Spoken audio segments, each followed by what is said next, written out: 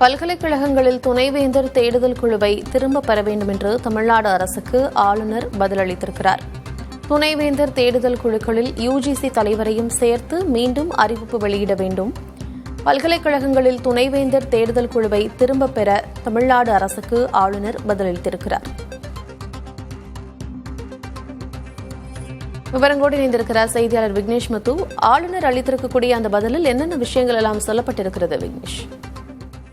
சிதம்பரம் அண்ணாமலை பல்கலைக்கழக விவகாரம் தொடர்பாக ஆளுநர் மற்றும் தமிழக உயர்கல்வித்துறை அமைச்சர் கோவி செழியன் இடையே மோதல் என்பது தொடர்ச்சியாக இருந்து வரக்கூடிய நிலையில ஆளுநர் ஒரு பக்கம் தன்னுடைய அறிக்கையை நேற்று முன்தினம் விரிவாக வெளியிட்ட நிலையில கோவி செழியன் நேற்று உயர்கல்வித்துறை சார்பில் ஆளுநருக்கு பதிலடி கொடுக்கும் வகையில சிதம்பரம் அண்ணாமலை பல்கலைக்கழக துணைவேந்தர் நியமனம் தொடர்பாக அமைத்திருக்கக்கூடிய அந்த தேர்தல் குழுவில யுஜிசி பிரதிநிதி ஏன் இடம்பெறவில்லை என்ற ஒரு விளக்கத்தை உயர்கல்வித்துறை அமைச்சர் முழுமையாக நேற்று வெளியிட்டார். அவருக்கு பதிலளிக்கும் வகையில் ஆளுநர் மாளிகை இன்று விரிவான ஒரு அறிக்கையை வெளியிட்டிருக்கிறது. அதாவது தமிழகத்தை பொறுத்தளவு சென்னையில் இருக்கக்கூடிய கிண்டி அண்ணா பல்கலைக்கழகம் உள்ளிட்ட பல்வேறு பல்கலைக்கழகங்கள்ல துணைவேந்தர் நியமனம் இன்னும் செய்யப்படாமல் இருக்குது.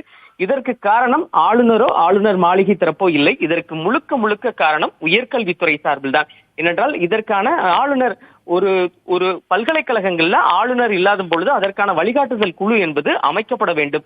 ஆனால் உயர்கல்வித்துறை சார்பில் அமைக்கப்படக்கூடிய அந்த குழுக்கள் முறையாக அமைக்கப்படுவதில்லை. அதன் காரணமாகத்தான் இத்தனை சிக்கல்கள் குழப்பங்கள் நீடிப்பதாகவும் நேற்றைய தினம் தமிழக அரசின் உயர்கல்வித்துறை அமைச்சர் அவர்களால் வெளியிடப்பட்ட அந்த செய்தி குறிப்பு என்பது முழுக்க உண்மைகளை மறைத்து தவறாக வழிநடத்தும் வகையில இருப்பதாகவும் அண்ணா பல்கலைக்கழகம் திருச்சி பாரதிதாசன் பல்கலைக்கழகம் தேடல் குழு என்பது நவம்பர் 11 ஏற்கனவே அளிக்கப்பட்டது. ஆனால் யுஜிசி தலைவர் நியமனம் உள்ளிட்ட மேற்கூறிய 4 அம்சங்களை இடம்பெறாமல் தமிழக அரசு மாற்றி செயல்படுகிறது.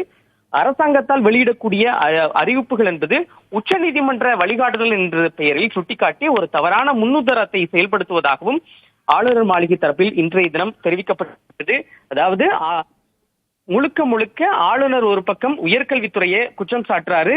தமிழகத்தில் இருக்கக்கூடிய இந்த பல்கலைக்கழகங்கள்ல துணைவேந்தர் நியமனத்துல தற்பொழுது உயர்கல்வித்துறை அமைச்சருக்கு ஒரு விரிவான பதில் மூலம் என்னுடைய தரப்புல எந்தவித தவறும் இல்லை என்று சொல்லி ஆளுநர் மாளிகை முழுமையான விளக்கம் அளித்திருக்கிறது. கார்த்திகா, ஆளுநர் தரப்பிலிருந்து பதில் விளக்கம் அளிக்கப்பட்டிருக்கிறது. விவரங்களை வழங்கியமைக்கு நன்றி விக்னேஷ்.